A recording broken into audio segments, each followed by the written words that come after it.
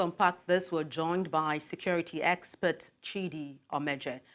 Good evening. Glad to have you join me. Let me kick off by asking what your perspective is on the recent clashes between the Shiite protesters and, of course, the police in Abuja. And what do you think are the underlying factors fueling this violence?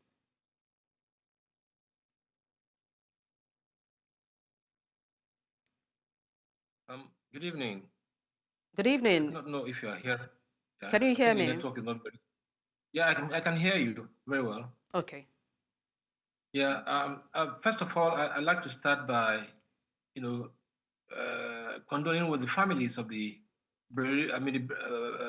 deceased police officers and any person that was killed in that mayhem yesterday.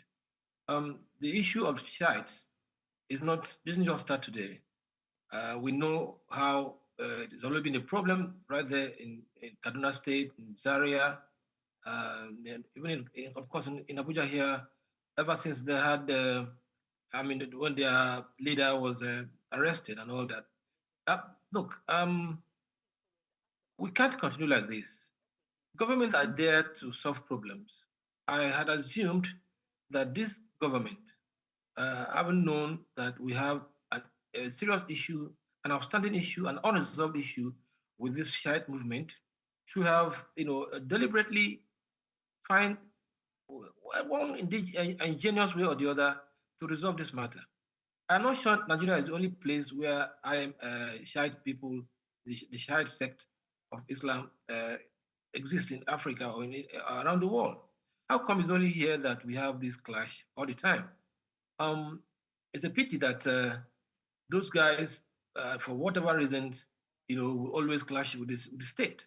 But it behoves on the state also to find a way to, um, you know, nip this in the bud.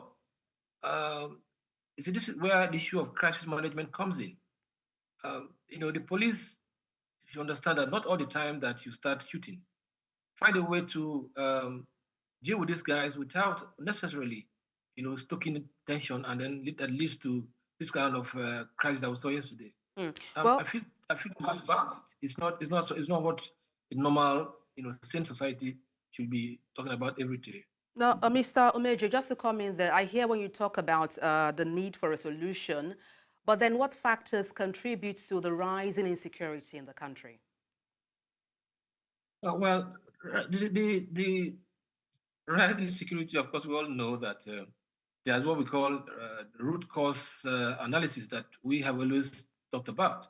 And this root cause analysis of the insecurity in Nigeria have revealed clearly that the chief culprit is bad governance. Bad governance, is multifaceted. It takes a very effective governance to deal with issues like this. Now, talking about underlying factors of insecurity, of course, like I said, bad governance is at the heart of it. It's because of bad governance. Bad governance, by way of, you have ineptitude in governance, you have corruption, you have, so many things that have engendered, this sort of institution that, make crime and criminality attractive to people. I've always said that the magic one to dealing with these is multifaceted insecurity is good governance. If you enthrone good governance, a lot of things will be resolved. Now, this issue of IMNL, it's purely religious, and it is difficult to really understand how religion, operate in a man's mind. Mm.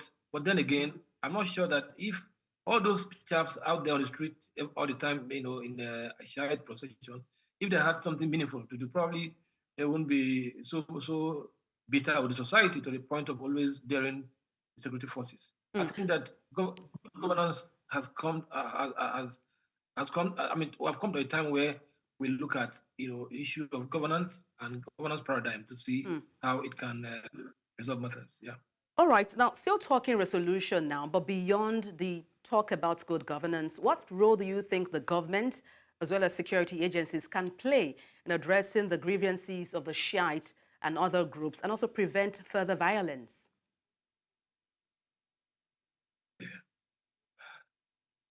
Hello.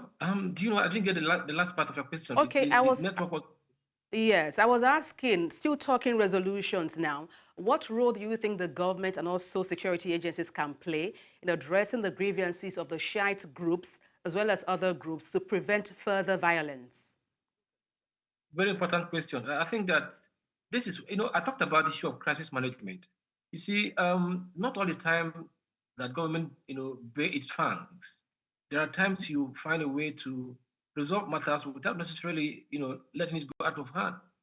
In this particular matter, I read from the statement released by the Shiite people yesterday how their procession was peaceful until police people started to throw tear gas and shooting at them. Now I do not know what the true situation. I wasn't there with them, but the fine art of crisis management is what we need. Not all the time. You see what happened during the protest, the last protest. Before you knew it, there are people begin to see live fire. Police begin to throw tear gas and all manner of things. So time has come for our security agents to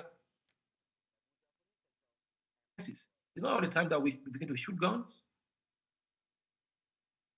and then let things go awry to the point that number of deaths were recorded.